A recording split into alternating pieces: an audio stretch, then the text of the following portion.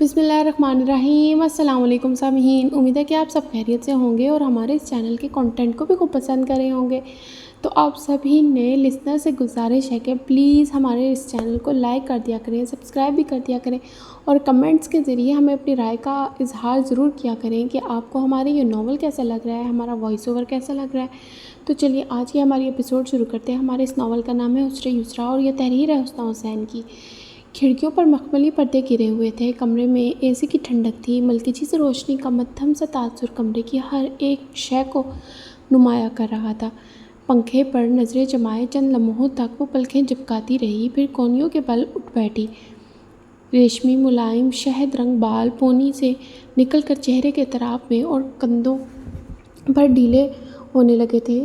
تکیے کے سہارے bed ground سے ٹیک لگاتے اس نے بازو پھیلا کر انگڑائی لی۔ سفر کی تھکان اتر چکی تھی، نیند مکمل، ذہن کچھ حد تک پرسکون تھا اور تب تک پرسکون ہی رہا تھا جب تک اسے برابر میں کسی کی موجودگی کا احساس نہیں ہوا تھا۔ بالوں کو سمیٹ کر جوڑے کی شکل دیتی ہوئی اپنی جگہ سن ہوئی۔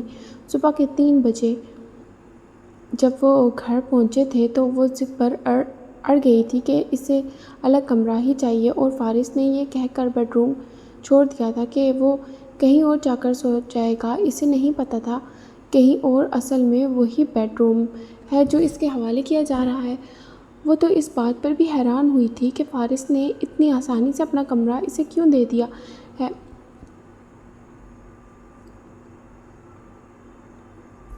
راز تو اب کھلا تھا کہ اسے زج کرنے سے وہ کیسے باز آ سکتا تھا۔ گھر اس کا تھا، کمرہ اس کا تھا، دروازے اس کے، کھڑکیاں اس کی۔ جنت کی آنکھوں میں ناگواری اور چہرے پر سختی در آئی تھی۔ چند لمحوں تک بازو کی در سے جھانکتی اس کی بند آنکھوں کو دیکھتی رہی، پھر سر اٹھا کر مدھم سی روشنی میں اطراف کا جائزہ لیا۔ کمرے کی سیٹنگ ویسی ہی تھی جیسے وہ چھوڑ کر گئی تھی، صرف بیڈ نما صوفہ غائب تھا جو سامنے دیوار کے ساتھ لگا ہوا تھا۔ اس کی جگہ تو سنگل شاہی صوفے اور ایک کافی ٹیبل رکھ دیا گیا تھا۔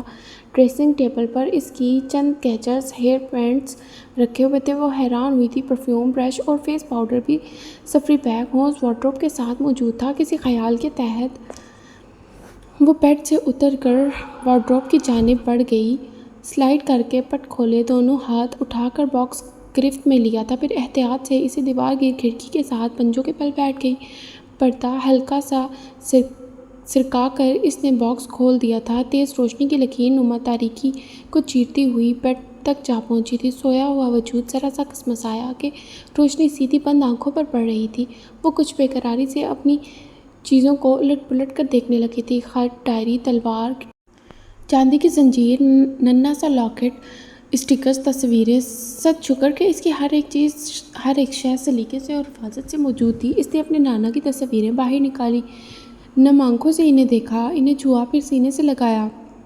کچھ دیر تک وہ اسی پوزیشن میں بیٹھی رہی، پھر تسلی کر کے باکس الماری میں رکھنے کے بعد مڑی اور اپنی جگہ رک گئی۔ بیڈ پر پشت کے بل آڑا تیرچا لیٹا فارس ذرا سا سر اٹھائے اسے ہی دیکھ رہا تھا۔ آنکھیں ابھی بھی نیند سے بوجھل اور دوبارہ بند ہونے کو مکمل بے قرار تھیں اور جنت کا چہرہ دیکھ چکا تھا وہ شدید غصے میں لگ رہی تھی۔ میں نے تم سے کہا تھا مجھے روم شیئر نہیں کرنا۔ گیسٹ روم کا اے سی کولنگ نہیں کر رہا تھا۔ 5-6 گھنٹوں تک مسلسل گاڑی ڈرائیو کرنے والے کی آواز تاحال تھکاوٹ سے چور اور خمار بھری تھی، اور تم چاہتے ہو میں اس بات پر یقین کر لوں؟ وہ اس کی اسٹیٹمنٹ پر اچھی خاصی تپ گئی تھی۔ نہیں، فارس نے اپنا سر واپس تکیے میں گاڑ لیا۔ نہیں؟ جنت کا منہ کھلا، پھر آنکھیں پھیلیں، پھر تپ چڑھی، تن فن کرتی پاس آئی، سختی سے تکیہ ہٹایا، لحاف کھینچا، پھر اس کا بازو ہلایا۔ مگر مجال ہے جو اس کی نیند میں ذرا سا بھی خلل پڑا ہو۔ ایسے بے ہوشوں کی نیند بھلا کون سوتا ہے؟ اس کا پارا مزید چڑھ گیا تھا، مگر ضبط کر کے واش روم میں گھس گئی۔ آئینہ سامنے تھا، اس نے خود کو دیکھا، رنگت زرد، صبح صحت کمزور اور آنکھوں کے گرد حلقے کافی گہرے لگ رہے تھے۔ عرصہ ہوا اس نے آئینہ نہیں دیکھنا چھوڑ دیا تھا کہ دیکھنے پر عجیب سی تکلیف کا احساس ہوا کرتا تھا، لیکن اب جب وہ خود کو دیکھا تو ادراک ہوا کہ وہ اپنا خیال واقعے میں نہیں رکھ رہی تھی۔ بوا ٹھیک ہی کہتی تھی، وہ زندگی سے بھٹک گئی تھی، اپنے آپ سے بے پرواہ ہو گئی تھی۔ کچھ ہی دیر میں وہ فریش ہو کر باہر تھی، ایک کڑی نگاہ سوئے ہوئے وجود پر ڈالی، خود ہی اپنی ہمت بڑھائی، مضبوطی پکڑی، ارادے باندھے۔ کمرہ تو وہ بالکل چھیڑ نہیں کرے گی، بالکل بھی نہیں۔ اب فارغ وجدان کی مرضی نہیں چلے گی، نہ تو وہ اس کی دھمکیوں کا اثر لے گی اور نہ ہی اس کے روب میں آئے گی۔ اس نے سوچا وہ مسز شیرازی کے کمرے میں شفٹ ہو جائے گی۔ ہاں، یہ ٹھیک رہے گا، فارغ سے کیا بعید گیسٹ روم کا اے سی خراب کر دے۔ وہ منصوبہ بناتی سیڑھیاں اتر رہی تھی اور اطراف کا جائزہ لیتی جا رہی تھی۔ انڈور پلانٹس میں ابھرتی ہوئی خاموش زندگی، سفید ٹائل سے جھلکتا سلیکون کی روشنی کا عکس، سمٹے ہوئے مخملی پردوں کے اس پار نظر آتا باہر کا پرفضو منظر، سوئمنگ پول کا ساکت پانی اور آسمان کا نیلا رنگ۔ مسز شیرازی کہاں ہیں؟ وہ اپنے اسٹوڈیو میں ہیں۔ ملازمہ اس کے سامنے مؤدب سی کھڑی ہو گئی تھی۔ میم، آپ ناشتہ کر لیجئے، ایک ہاتھ سے ڈائننگ ہال کا راستہ دکھاتے ہی اس نے بہت ادب سے سر جھکا کر کہا تھا۔ اس کی نگاہیں راہداری کے اختتام پر اسٹوڈیو کے وسیع دروازے تک گئی تھیں، پھر کچھ سوچ کر وہ ڈائننگ ہال کی طرف بڑھ گئی تھی۔ ناشتے سے فارغ ہونے کے بعد اس نے کچھ وقت مسز شیرازی کے ساتھ ان کے اسٹوڈیو میں گزارا۔ گزشتہ 27 دن کی کچھ حکایات تھیں، اداسیاں تھیں، احساسات تھے جو دونوں نے ایک دوسرے سے شیئر کیے۔ تمہارے چلے جانے سے یہ گھر بہت خاموش، بہت ویران ہو گیا تھا، وہ کہہ رہی تھیں۔ ڈائننگ ٹیبل پر کوئی بات نہیں ہوتی تھی، چائے پر کوئی ساتھی نہیں ہوتا تھا، اسٹوڈیو میں آتی ہی نہیں تھی۔ وہ اندر ہی اندر بہت پریشان اور بہت پشیمان اور شرمندہ سی ہوئی تھی۔ آئی ایم سوری، ایک بار پھر معذرت کی۔ بہت عجیب سے خیال آتے تھے، پریشان ہوتی تھی۔ مجھے تو یہ ڈر تھا کہ کہیں تمہیں کسی نے اغوا ہی نہ کر لیا ہو۔ انہوں نے رک کر ایک گہرا سانس لیا۔ جنت کا سر مزید جھک گیا۔ وعدہ کرو مجھ سے۔ انہوں نے اس کے ہاتھ پر گرفت جمائی تو اس نے سر اٹھا کر ان کی آنکھوں میں دیکھا۔ اس طرح دوبارہ کبھی نہیں کرو گی۔ کوئی بھی مسئلہ ہو، پریشانی ہو، پہلے خود کوشش کرو سلجھانے کی۔ نہیں سلجھ رہا تو کسی بڑے سے کہو، لیکن اس طرح خاموشی سے گھر چھوڑ دینا ٹھیک نہیں ہے۔ اس نے سر کو اثبات میں جنبش دی تھی۔ ہاں، فرار کسی بھی مسئلے کا حل نہیں ہے آنٹی، میں یہاں۔ اس کا خوف، اس کی فکر، اس کی پریشانی ابھی بھی وہیں تھی۔ ڈلیوری کے بعد جیسا تم چاہو گی ویسا ہی ہوگا۔ فی الحال کچھ مت سوچو۔ گال پر ہاتھ رکھ کر سمجھایا، اپنی صحت کا خیال رکھو، بہت کمزور ہو گئی ہو۔ سامنے ہی کینوس پر ان کی پینٹنگ ادھوری تھی۔ پھول کی چند پنکھڑیاں رنگین تو چند بے رنگ سی تھیں۔ اتنے دنوں تک انہوں نے رنگوں کو ہاتھ تک نہیں لگایا تھا۔ اسے دکھ ہوا، اٹھ کر کینوس اسٹینڈ پر لگا کر ان کے سامنے رکھا۔ کلر ٹیوبس، پینٹنگ اور ڈھیر سارے برش ٹیبل پر رکھے۔ یہ ایسے نامکمل سی بالکل اچھی نہیں لگ رہی، اس نے کہا۔ وہ مسکرا دیں۔ تو یہ طے تھا کہ اس پینٹنگ نے پورے 1 ماہ بعد ہی مکمل ہونا ہے۔ اس نے چونک کر انہیں دیکھا، آنکھوں میں ایک چمک لیے۔ وہ بھی اسے ہی دیکھ رہی تھی۔ جس طرح ہم اپنے اختیار میں آئی ہوئی چیزوں کے لیے وقت مقرر کرتے ہیں، بالکل اسی طرح جس کے اختیار میں ہم ہیں وہ ہمارے لیے کرتا ہے۔ ہمیں صرف اس پر بھروسہ رکھنا چاہیے۔ وہ کلر پینٹ پر رنگ پھیلانے لگی تھی۔ میں نے تمہارا ریسرچ ورک پڑھا تھا، تم نے کافی محنت کر کے بہت اچھی طرح سے آیات کو سمجھا ہے۔ جنت کی آنکھوں میں نمی سی اتر گئی تھی۔ اپنے لیے امید ڈھونڈی، اپنے لیے یقین ڈھونڈا، اللہ تعالیٰ کی قدرت، اس کی حکمت، اس کے ارادوں پر بھروسہ رکھا۔ آنسو پلکوں پہ شگاف ڈالتے اس کے گال پر پھسلے۔ دل غم سے، درد سے بھر گیا تھا۔ مسز شیرازی کی نظر اس پر پڑی تو پریشان ہو گئی۔ کیا ہوا بیٹا، تم ٹھیک ہو؟ وہ ان کے پاس آئی تھی، ان کے سامنے پنجوں کے بل بیٹھ گئی تھی، ان کے گھٹنوں پر ہاتھ رکھے کچھ دیر تک بیٹھی رہی۔ میں 5 سال تک بے اولاد رہی تھی۔ میں نے 5 سالوں تک اس بات پر یقین رکھا کہ میں 5 ہوں۔ 5 سالوں تک میں نے اس کی آواز بھیگی، لب کپکپائے۔ مسز شیرازی سے دکھ سے دیکھ کر رہ گئی۔ میں ساری زندگی حالات کو سزا سمجھتی رہی، عذاب، دعا۔ مجھے لگتا تھا کہ میرے ساتھ کبھی اچھا نہیں ہوگا، کبھی خوشی نہیں ملے گی۔ میں دعائیں چھوڑ چکی تھی، میں نے یقین ختم کر دیا تھا، مگر آپ نے مجھے یہ سب دوبارہ سکھایا، یقین، حسن اور دعا۔ اور پھر اللہ نے میری سنی۔ اللہ نے آپ کو سبب بنایا تاکہ میں اس اذیت سے نکل سکوں۔ بہت عرصے تک روتی رہنے والی آنکھیں ایک بار پھر نم ہو رہی تھیں، خوشی اور غمی کی ملی جلی کیفیت لیے دل پھر سے رو رہا تھا۔ میری طرف دیکھو۔ انہوں نے کلر پینٹ کلر پلیٹ رکھ کر اس کا ہاتھ تھاما تھا۔ اندر ہی اندر جب ہم ٹوٹ کر بکھرتے ہیں تو سب سے پہلا خیال ہمیں اللہ کا ہی آتا ہے، مگر ہمیں یہ سمجھ نہیں آتا کہ اب خود کو سمیٹ کر جوڑنا کیسے ہے اور زندگی کا سفر نئے سرے سے شروع کیسے کرنا ہے۔ اس صورت میں قرآن کی آیات ہمیں زندگی سے جوڑنا اور سنبھلنا سکھاتی ہیں۔ یہ ہماری اندر مثبت سوچ پیدا کرتی ہیں۔ کسی مایوس سوچ کی چوٹ پر امید کا کون سا مرہم رکھنا ہے، کیسے رکھنا ہے، اور یہ قرآن ہمیں بتاتا ہے۔ انہوں نے اس کے آنسو پہنچے تھے۔ ہم سب انسان ہیں، ہم سب ٹوٹتے ہیں، ہم سب بکھرتے ہیں، مگر ہم میں سے کامیاب وہ ہے جس نے خود کو سمیٹ کر سنبھالا اور اٹھ کھڑا ہوا۔ کامل عزم اور یقین کے ساتھ وہ انہیں دیکھ رہی تھی، وہ انہیں سن رہی تھی، وہ انہیں سمجھ رہی تھی۔ لوگ یہ بات نہیں سمجھتے یا شاید سمجھنا ہی نہیں چاہتے، لیکن ایک ہماری پلاننگ ہوتی ہے اور ایک اللہ کی ہوتی ہے۔ ایک راستہ ہم اپنے لیے چاہتے ہیں اور ایک راستہ اللہ ہمارے لیے چنتا ہے۔ ہمارے لیے کہاں کتنی خیر اور کتنا شر ہے، اللہ یہ دیکھ کر فیصلہ کرتا ہے تاکہ وہ ہمیں بڑی تکلیف سے بچا سکے اور ہمیں صبر کے بدلے میں کچھ بہتر عطا کر سکے۔ یکایک ان کا موبائل بجنے لگا تھا۔ اپنے آنسو صاف کرتے ہوئے وہ اٹھ کھڑی ہوئی تھی، سائڈ ٹیبل سے موبائل اٹھا کر انہیں دیا۔ جب تک وہ بات کرتی رہیں وہ اسٹوڈیو میں یہاں وہاں ٹہلتی پینٹنگز کو دیکھتی رہی تھی۔ فارس کا باکس الماری کے اوپر خانے میں موجود نہیں تھا۔ وہ دیکھ کر لمحے بھر کے لیے چونکی، پھر کچھ یاد آ جانے پر مسز شیرازی کی طرف مڑی۔ آنٹی وہ بات ختم کر چکی تھی، موبائل رکھ کر متوجہ ہوئیں۔ جی بیٹا، آپ لوگوں کو کیسے پتہ چلا کہ میں بوا کے پاس ہوں؟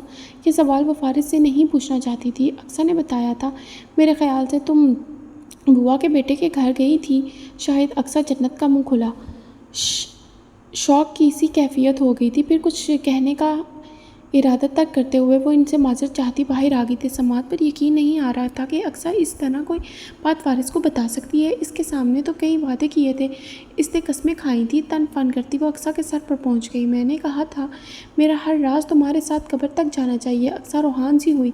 اب وہ مالکن کو کیسے سمجھائے کہ اتنی سی عمر میں وہ قبر میں نہیں اترنا چاہتی تھی۔ تم سے ایک چھوٹی سی بات نہیں چھپائی گئی اقصیٰ؟ جنت آپی پلیز معاف کر دیں۔ اس نے باقاعدہ ہاتھ جوڑے تھے۔ آئندہ کبھی بھی نہیں بتاؤں گی، کچھ بھی نہیں بتاؤں گی۔ بھلے سے فارس صاحب مجھے پھانسی پر چڑھا دیں، بالکل بھی زبان نہیں کھولوں گی۔ تم نے میرا دل، میرا مان، میرا بھروسہ توڑا ہے اقصیٰ۔ جنت حد سے زیادہ جذباتی ہوئی۔ اقصیٰ کو رونا آیا۔ آپی انہیں پتہ تھا پہلے سے، وہ جانتے تھے کہ آپ وہاں گئی تھیں، مجھے تو بس وہ کنفرم کرنے کے لیے لے کے گئے تھے۔ وہ وضاحتیں دینے لگی تھی۔ جنت کا غصہ کسی صورت کم نہ ہوا تھا۔ مجھے تم سے یہ امید نہیں تھی، بالکل بھی نہیں تھی۔ نفی میں سر ہلاتی گئی۔ آپی اور کیا بتایا تم نے اسے؟ اور تم نے کیا بتایا؟ آپ نے فارس صاحب کو ڈانٹ کر پوچھا۔ بس وہ ایک ذرا سی بات بتائی تھی، اس نے ڈر کر اعتراف کیا۔ جنت کا دل زور سے دھڑکا۔ اور کون سا راز فاش ہو گیا تھا اس کا؟ کیا بتایا؟ خشک ہونٹوں کو ترک کر کے پوچھا۔ یہی کہ جب ہم پارک گئے تھے تو آپ روتی رہیں اور آپ نے کہا پھاڑ میں جائے فارس وجدان۔ جنت پلکیں جھپکانا بھول گئی۔ جس رخ کھڑی تھی، جس انداز میں کھڑی تھی، کھڑی رہ گئی۔ دماغ نے سمجھایا اسٹیٹمنٹ کمال کی تھی، سو دل میں سکون اتر گیا۔ یکایک فضا اچھی ہو گئی، موڈ اچھا ہو گیا۔ ایسے راز تو بالکل فاش ہونے چاہیے، لیکن اقصیٰ کی بات ابھی ختم نہیں ہوئی تھی۔ اور جب ہم مال گئے تھے تو آپ نے ان کے لیے گفٹ خریدا تھا اور نیلے رنگ کے بڑے بڑے دلوں والا کارڈ بھی بنوایا تھا، اور اس پر آپ نے لکھوایا تھا لو یو مائی ڈیئرسٹ فارس وجدان۔ جنت جھنجھلا سی گئی تھی، اس سے دیکھ کر رہ گئی۔ یہ کب ہوا تھا؟ کیسے ہوا تھا؟ اس نے کب لکھوایا یہ جملہ؟ کب کارڈ بنوائے؟ کب گفٹ خریدا؟ وہ ہکا پکا کھڑی رہ گئی تھی۔ وہ اس دن شام میں مال گئے تھے، ہم اقصیٰ نے گھبرا کر یاد دلایا، جب آپ نے وہ سیاہ رنگ کا سوٹ پہنا تھا اور آپ کے جوتے کا اسٹرپ ٹوٹ گیا تھا۔ دماغ پر منظر تازہ ہوا تھا اور جنت کا دل چاہا زمین پھٹے اور اس میں سما جائے، لیکن زمین میں سمانے سے پہلے اقصیٰ کا گلا دبانا ضروری تھا۔ آپی معاف کر دیں۔ اسے اپنی طرف لپکتا دیکھ کر وہ سرخ اینٹوں کی کیاری پر چڑھ گئی۔ اوپر کہیں بالکنی کا دروازہ سلائڈ ہوا، گہری سانس لے کر بالوں میں ہاتھ پھیرا گیا تھا، پھر ریلنگ پر کوہنیاں جمائے اعتراف کا جائزہ لینے کی کوشش کی تھی، اور تب ہی نگاہ لان کے اس حصے پر ٹھہر گئی جہاں جنت کمال اقصیٰ کے ساتھ موجود تھی۔ آواز تو نہیں آ رہی تھی، مگر انداز سے واضح تھا کہ لڑائی ہو رہی ہے۔ اقصیٰ تم، اف میرے اللہ، کیا کروں میں اب تمہارا؟ وہ سر پکڑ کر دبی آواز میں چلائی۔ تم تو کیا نہیں لکھوایا تھا؟ اس نے رندوئی آواز میں دہائی دی تھی۔ وہ فارس کے لیے نہیں تھا، اسے رونا آ رہا تھا۔ میں نے زید کے لیے کارڈ بنوایا تھا، تم نے دیکھا تھا فارس کا نام لکھا ہوا؟ ہاں، نفی میں سر ہلاتے ہوئے اکثر نے انگلیاں منہ میں دبا لیں۔ لیکن وہ میں سمجھی کہ آپ نے ان کے لیے تمہارے فارس صاحب ریموٹ کنٹرول کار سے کھیلتے ہیں، وہ دھاڑی، مجھے لگا وہ ڈیکوریشن پیس ہے۔ ان کی اسٹڈی کے لیے اقصیٰ کے پسینے چھوٹ رہے تھے۔ تم خود سے کیا مفروضے گھڑتی رہتی ہو اقصیٰ؟ اسے جی بھر کر رونا آیا۔ اب وہ کیا سمجھتا ہوگا کہ میں اس کی محبت میں مری جا رہی تھی، کارڈ لکھواتی پھر رہی تھی؟ آپی مسکین سی صورت بنا کر اقصیٰ نے کان پکڑے۔ آئندہ نہیں بتاؤں گی، آئندہ تو میں تمہیں کچھ بھی نہیں بتاؤں گی۔ تم فارس کی جاسوسہ صرف اسی کے ساتھ ہی رہو گی۔ وہ غصے سے پلٹ گئی تھی۔ اقصیٰ نے آنکھیں پھاڑ کر مالکن کو دیکھا تھا۔ لقب اچھا تھا، فارس کی جاسوسہ، لیکن مالکن زیادہ اہم تھی۔ فوراً اس کے پیچھے بھاگی۔ آپی معاف کر دیں پلیز۔ صدر دروازے کے پاس رک کر جنت جھٹکے سے اس کی طرف مڑی، ہاتھ اٹھا کر اسے روکا۔ بس ختم۔ اقصیٰ کے سینے پر ہاتھ پڑا، کندھے جھک گئے، شکل رونی ہو گئی۔ جنت اندر چلی گئی تھی، مسکین سی صورت بنائے اقصیٰ وہیں کھڑی رہ گئی۔ وہ کمرے میں آئی تو فارس موجود نہیں تھا۔ باتھ روم سے پانی گرنے کی آواز آ رہی تھی۔ اس نے بیڈ سائڈ ٹیبلز کی تلاشی لے کر اپنا موبائل اٹھایا اور نیچے آ گئی۔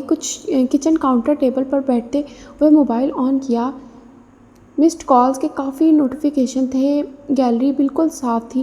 ادینہ زبیر کی طرف سے واٹس ایپ پر موصول ہونے والی تصاویر اور میسیجز مٹائے جا چکے تھے۔ وہ فارس کی اس حرکت پر لب بھینچ کر رہ گئی تھی۔ بے شمار اندیکھے میسیجز آئمہ کی طرف سے منتظر تھے۔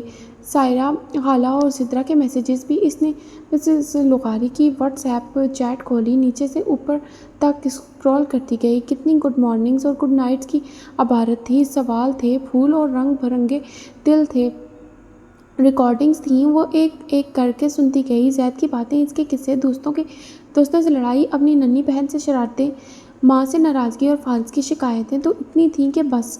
وہ سنتی گئی اور حیران ہوتی گئی کہ اس کی طرف سے اوکے، فائن، ڈونٹ وری جیسے مختصر میسیج بھی بھیجے گئے تھے۔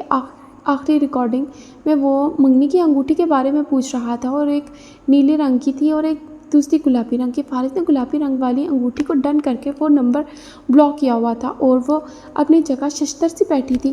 سمجھتا کہ یہ خود کو تڑپ کر نمبر ان بلاک کیا، زید کو ریکارڈنگ بھیجی، شکریہ ادا کیا، معذرت بھی کی کہ وہ اس سے بات نہیں کر سکی، پھر آئمہ کے میسیجز کا جواب دیا۔ اسی وقت اس کی کال آ گئی اور اوہ مائی گاڈ جنت، تم کہاں سے زندہ ہو گئی؟ وہ خفیف سا ہنس دی۔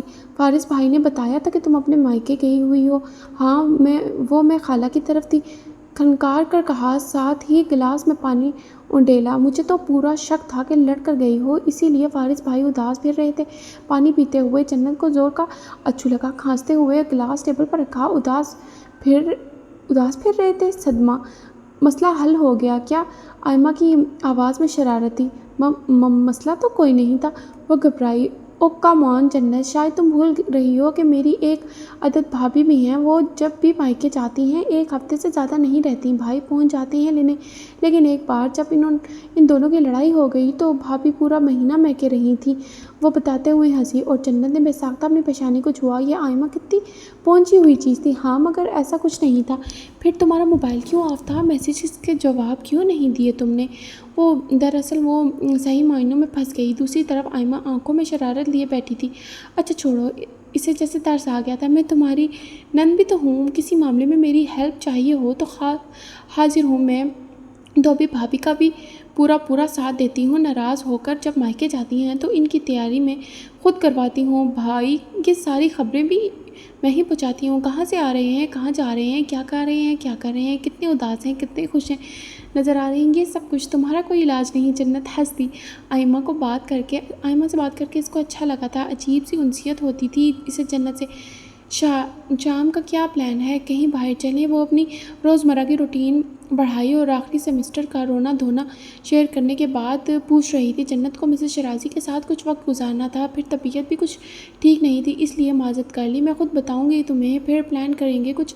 आयम्मा से बात करने के बाद कुछ देर तक सायरा खाला का सोचकर फिक्रमंद होती रही। कई बार कॉन्टैक्ट नंबर निकाला और हर बार कॉल करते करते रुक गई थी। इनकी उलझनों में घिरी बैठी थी कि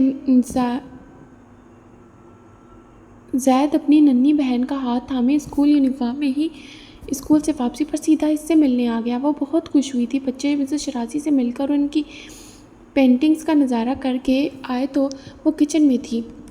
अपने नन्हे मेहमानों की खातिर मदारत में हलकान होती वो डाइनिंग टेबल पर प्लेटें रख रही थी जब इसने फारिस वजदान को सीढ़ियाँ उतरते देखा था। नीली जीन्स पर सफ़ेद टी शर्ट में मबलूस भीगे बाल कुछ सलीके से जमाए हुए, आंखों में हल्की सी सूजन अभी भी मौजूद थी।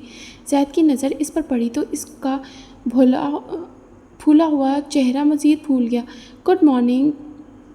डाइनिंग हॉल से गुजरते हुए इसने कहा, गुड आफ्टरनून कहो। जन्नत के मुंह से बेख्तियार निकला। मौसूफ ने कलाई मोड़ कर वक्त देखा, फिर पेशानी मसली, झुक के प्लेट से फ्रेंच फ्राइज़ उठाए और राहदारी की तरफ बढ़ गया। शिकायतों की पटारी खुल गई। ज़ैद शुरू हो गया, कहते थे आप घर पर नहीं हैं, कभी कहते थे आप सो रही हैं, कभी कहते थे आप बिज़ी हैं। मैंने आपको कार्ड भी लिखा था, कैंडी भी भेजी थी, मैं सूजी को भी लाया था, इन्होंने मुझे डांट दिया था। जन्नत ने बड़ी मुश्किल से इसे समझा बुझाकर इसका गुस्सा ठंडा किया। इस दिन हम बाहर खेल रहे थे, इन्होंने मेरा फुटबॉल मुझे वापस नहीं किया। ये एक और किस्सा था। जन्नत ने कुछ हैरत से इसे देखा। ये तो वो भी जानती थी कि फारिस बच्चों से उलझ पड़ता है, मगर ऐसे उलझता होगा इसे तवक्को नहीं थी। आपको ये भी तो बताना चाहिए कि फ़ुटबॉल मेरे सर पर लगा था। फारिस की आवाज़ पर जहाँ ज़ैद चौंका, वहाँ इतने करीब से इसकी आवाज़ आने पर वो गड़बड़ा सी गई। वो इसकी कुर्सी के पीछे बहुत करीब से झुका हुआ था। हाथ बढ़ाकर ज़ैद की प्लेट से मज़ीद फ्रेंच फ्राइज़ उठा लिए। ज़ैद ने लड़ाका औरतों की तरह की ना तो नज़रों से इसे घूरा था, फिर अपनी प्लेट पर दोनों हाथ रख लिए कि अब उठा कर दिखाओ। इसकी नन्ही बहन बड़े मज़े में थी। पुरतजस्सुस निगाहों से कभी भाई को और कभी फारिस को देखती, फिर दूसरे नवाले के लिए मुंह खोल कर जन्नत की तरफ रुख कर लेती। वो जेबों में वॉलेट रखता बाहर चला गया। मुझे ये बिल्कुल भी ज़रा सा भी अच्छे नहीं लगते। ज़ैद ने एक हज़ार बार कहे जाने वाला जुमला एक बार फिर दोहराया था। वो गहरी सांस लेकर रह गई थी। वो किचन काउंटर पर मोबाइल हाथों में लिए बैठी थी जब सदर दरवाजे से अंदर दाखिल होते ही फारिस वजदान किचन में आ गया था। बच्चों के जाने के बाद वो अब ही इसे अकेली नज़र आई थी। कैसी हो? इसने फ्रिज से पानी की बोतल निकालते हुए पूछा था, आवाज़ भारी लहजा ठहरा हुआ। जैसी भी हूँ, तुम्हें इससे क्या? मोबाइल पर ख़ुद को मसरूफ़ ज़ाहिर करते हुए अपना गुस्सा निकाला। खैर से अब तुम ये तो नहीं कह सकती। जन्नत ने सर उठाकर एक सुलगती निगाह इस पर डाली। कह सकती हूँ, बिल्कुल कह सकती हूँ, दांत पीस कर जवाब दिया। फारिस ने रुक कर इसे देखा। वो मोबाइल पर नज़रें जमाए ख़ुद को मसरूफ़ और बेनियाज ज़ाहिर कर रही थी, मगर आंखों में गुस्सा साफ नज़र आ रहा था। वो इसकी मौजूदगी पर कतन खुश नहीं लग रही थी। क्या हम बात कर सकते हैं? कोई भी जवाब दिए बगैर इसने सर उठाकर यहाँ वहाँ देखा। कुछ और नज़र न आया तो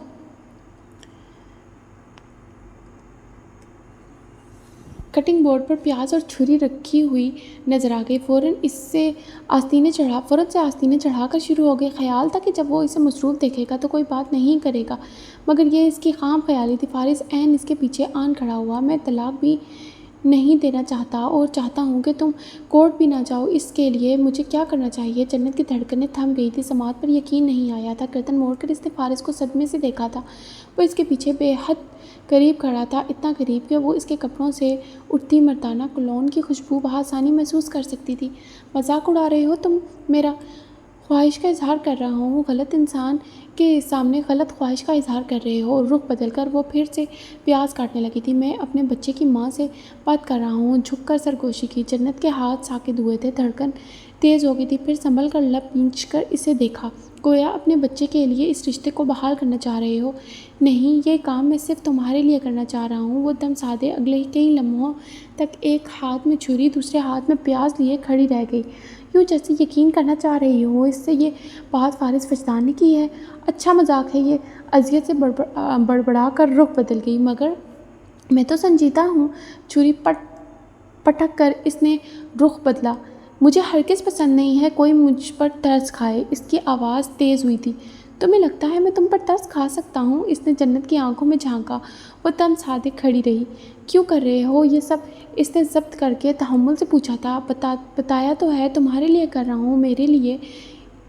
اسے سخت نظروں سے دیکھتے ہوئے اس نے انگلی سے اپنی طرف اشارہ کیا۔ برداشت کی ایک حد ہوتی ہے اور وہ حد اس ایک لمحے میں ختم ہوئی تھی۔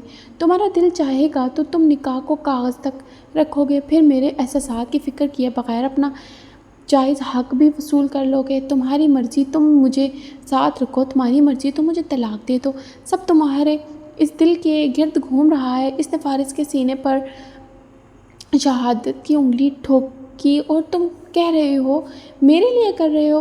روح کا درد آنکھوں سے کیسے جھلکتا ہے، اذیت لفظوں سے کیسے اترتی ہے اور آواز کیسے جھلکتی ہے، یہ اس لمحے فارغ وجدان نے جانا تھا۔ تم کیسے بے وقوف بنا رہے ہو؟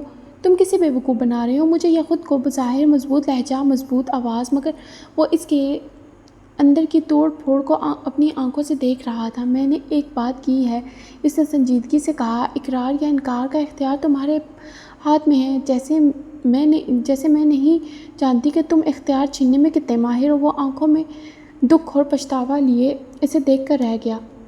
بہت سی باتیں وہ نظر انداز کر گیا تھا، بہت سی الجھنیں اسے یاد نہیں رہی تھیں۔ گرہ سخت تھی، اب سخت ترین ہو گئی تھی۔ وہ اس کی خدشات کی تہہ تک اب پہنچا تھا، اس کی پریشانیوں کو جیسے اب سمجھا تھا۔ جنت کا یقین ٹوٹا تھا، اس کا اعتبار بکھرا تھا۔ اس نے یہاں اس گھر میں رویوں کی اذیت سہی تھی، بے رخی کو جیا تھا۔ وہ اب اتنی جلدی اور اتنی آسانی سے اسے موقع نہیں دے سکتی تھی۔ اس کا خوف بچا، اس کی پریشانی جائز تھی۔ میں نے صرف ایک چانس مانگا ہے، میرے پاس تمہیں دینے کے لیے کچھ نہیں ہے۔ مڑ کر وہ ایک بار پھر پیاز کاٹنے لگی تھی۔ اس کے پیچھے وہ خاموش کھڑا رہا۔ وہ کچھ کہنا چاہتی تھی، تسلی یا مداوع کا ایک لفظ ہی صحیح، مگر لفظوں کی قلت تھی اور ہمت تو صفر ہو چکی تھی۔ وہ الٹے قدم پیچھے ہٹا، جیبوں سے ہاتھ نکالے اور کچھ بھی کہے بغیر چلا گیا۔ جنت نے چھری رکھ دی، کنارے پر ہاتھ جمائے سر جھکا گئی۔ آنسو بہنے لگے تھے۔ اپنے آپ کو کسی نئے غم سے بچانے کے لیے اس نے پیاز کاٹنا شروع کی تھی، مگر اندر تک وہ پھر بھی کٹ گئی تھی۔ سارا دن خود سے الجھتے رہنے کے بعد شام تک سائرہ نے ہمت کر کے جنت کو کال کی تھی۔ انہیں ڈر تھا کہ وہ کال ریسیو نہیں کرے گی، مگر اس نے کر لی تھی۔ السلام علیکم خالہ۔ اس کی آواز کمزور نہیں تھی، مگر جانے کیوں انہیں لگا جیسے جنت کمال کو مخاطب ہونے میں دقت کا سامنا کرنا پڑا ہو۔ وعلیکم السلام۔ اتنی ہی مشکل سے انہیں بھی ہوئی تھی، اتنی ہی وقت، اتنی ہی صحبت کے مراحل سے گزرنا پڑا تھا انہیں۔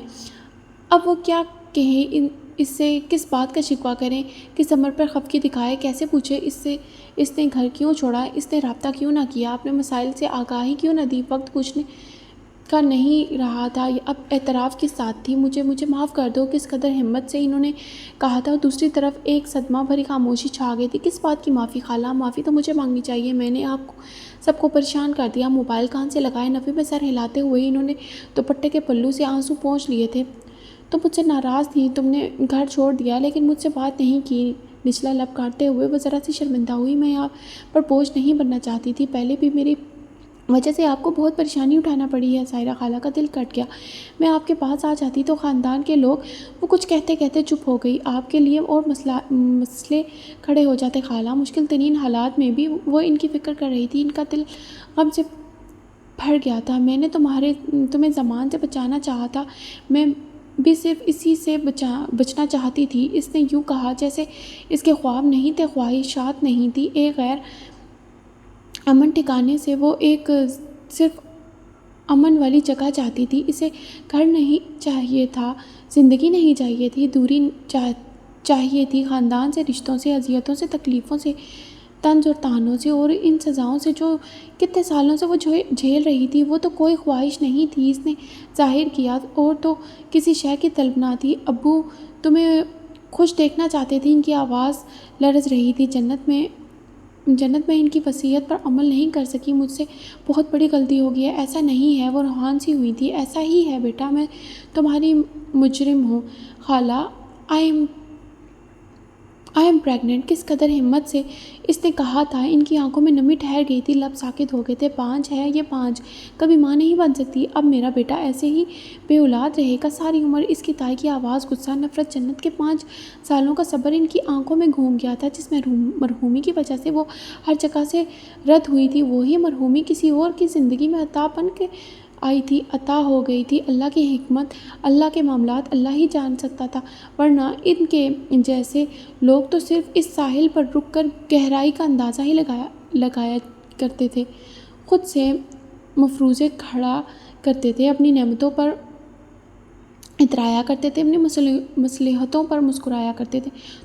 تم ماں بننے والی ہو؟ خوشی سے آنسو جھلک پڑے تھے، غم سے مردہ ہوتا دل اس خبر پر زندہ ہوا تھا۔ وہ رو پڑی۔ اب آپ کیسے سوچ سکتی ہیں کہ میں خوش نہیں ہوں گی؟ اس کی آواز بھیگی ہوئی تھی۔ سائرہ خالہ احساسات ندامت میں گھر گئی تھی۔ وہ اب بھی ان سے متعلق خوش گمان تھی، ایک لمحے کے لیے بھی غلط نہیں سوچ رہی تھی، الٹا نہیں سمجھ رہی تھی، انہیں تسلی دے رہی تھی۔ مجھے یہاں آ کر پتہ چلا ہے کہ خوشی ایک نعمت ہے، اور سکون اس کی بھی بڑی نعمت، اور سکون اس سے بھی بڑی نعمت۔ خوشیوں کا تعلق دنیاوی نعمتوں سے ہے، اور سکون کا تعلق صرف اللہ سے ہے۔ دل اللہ سے جڑ جائے تو خالہ، تو زندگی بھر کتنی ہی مشکل کیوں نہ ہو، آسان ہو جاتی ہے۔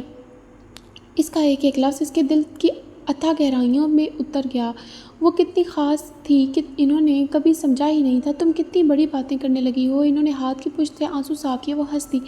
بڑی باتیں سمجھنے کے لیے اسے بڑی بڑی آزمائشوں سے گزرنا پڑا تھا۔ اب سب ٹھیک ہے نا؟ اور فارس تمہارے ساتھ کیسا ہے؟ جنت کی گمشدگی کے بعد فارس کی دیوانہ وار جستجو اور فکر مندی وہ اپنی آنکھوں سے دیکھ تو چکی تھی، مگر اب جیسے وہ آنکھوں پر یقین نہیں رکھنا چاہتی تھی، اب گہرائی میں اترنا چاہتی تھی، اب خالہ ہونا چاہتی تھی۔ کوئی بھی مسئلہ ہو تو مجھے بتاؤ، میں اور تمہارے خالو اس سے بات کر لیں گے، اسے سمجھائیں گے۔ وہ لمحے بھر کے لیے خاموش ہوئی تھی، مگر چاہ کر بھی کوئی شکایت نہ کر سکی۔ ذہن بلینک ہو گیا تھا۔ یوں لگ رہا تھا کہ جیسے انسانوں کو بتانے کے لیے اب تو کوئی مسئلہ ہی نہیں رہا، جیسے پہلے سب ہی معاملات اللہ نے سنبھال لیے تھے، تو اب بھی وہی سنبھال لے گا۔ جنت، اب تو سب ٹھیک ہے خالہ، سوچ سمجھ کر کہا۔ گھر چھوڑنا میری غلطی تھی، فارس نے تھوڑا ہی نکالا تھا، گو کہ پیروں تلے زمین نہیں تھی، نہ سر پر آسمان رہا تھا، مگر جس فضا میں وہ محلق تھی، اس فضا نے دونوں کو جوڑ رکھا تھا۔ بات ختم ہو گئی، فون بند ہو گیا۔ سائرہ کو یوں لگا جیسے مسئلہ سلجھ گیا ہو۔ ضمیر کی ملامت تھوڑی کم ہو گئی تھی، مگر بے سکونی ہوش قائم تھی۔ آپ نے اپنی طرف سے میرے لیے بہت اچھا سوچا، مجھے آپ سے کوئی گلہ نہیں ہے۔ رات کا جانے کون سا پہر تھا کہ اس کی آنکھ کھل گئی تھی۔ کمرے میں اندھیرا تھا، برابر میں مسز شیرازی سے اپنی طبیعت میں غیر معمولی پن سا احساس ہوا، شاید چکر آ رہے تھے یا پھر متلی سی ہو رہی تھی۔ اس نے اٹھنے کی کوشش کی تو سر گھوم کر رہ گیا۔ چند لمحوں تک گہری سانس لیتی رہی، پھر اٹھ کر باہر آ گئی۔ اسے یکایک قے ہوئی تھی۔ شام کو لی جانے والی خوراک باہر تھی۔ واش بیسن پر گرفت جمائے اس نے خود کو آئینے میں دیکھا، شکل دھندلی اور چہرہ بالکل سفید ہو رہا تھا۔ لاؤنج میں آ گئی۔ اسے یاد آیا سائرہ خالہ کے فون کے بعد وہ مسز شیرازی سے باتیں کرتی انہی کے کمرے میں سو گئی تھی۔ ذہن معاف تھا، آنکھوں میں اور دھند چھائی ہوئی تھی۔ اس نے پیشانی کو اور اپنی پھر آنکھوں کو مسلا، نظر سیڑھیوں کے اس طرف آفس کے ادکھلے دروازے پر پڑی تھی۔ کیا فارس اندر تھا؟ اس نے ہاتھ بڑھاتے ہوئے بمشکل دروازے تک خود کو پہنچایا اور پھر اپنی پوری جان لگا کر زوردار آواز دی۔ روشنی موجود رہی، دروازہ ساکت رہا، حنیف آواز اس تک نہیں پہنچی تھی۔ اس نے بے اختیار رونا آیا۔ فارس کشن اٹھا کر پھینکا۔ اب وہ رو رہی تھی، دل پھٹا جا رہا تھا، عجیب وحشت اور گھبراہٹ ہو رہی تھی۔ منظر کچھ اور دھندلایا تھا، قوت کچھ اور مٹ گئی تھی۔ اسے لگا وہ نہیں آئے گا۔ فارس ایک بار پھر اسے پکارا۔ یکایک دروازہ کھل گیا تھا۔ اس نے فارس کو باہر نکلتے اور پھر عجلت میں اپنی طرف آتے دیکھا تھا۔ کیا ہوا؟ تم ٹھیک ہو؟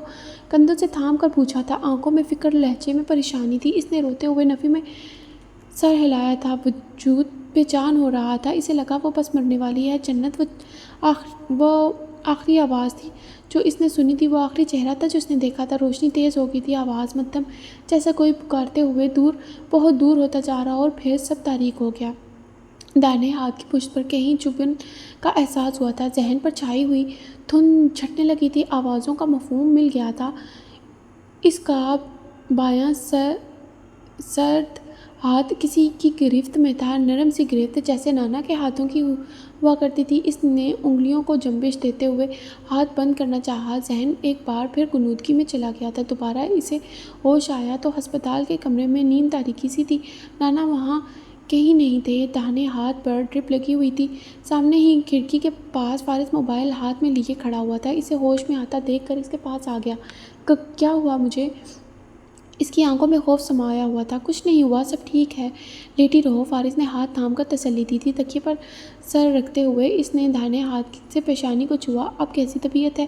وہ برابر میں بیٹھ کر پوچھ رہا تھا۔ آنکھوں میں فکر تھی۔ ٹھیک ہوں، اس نے کہا۔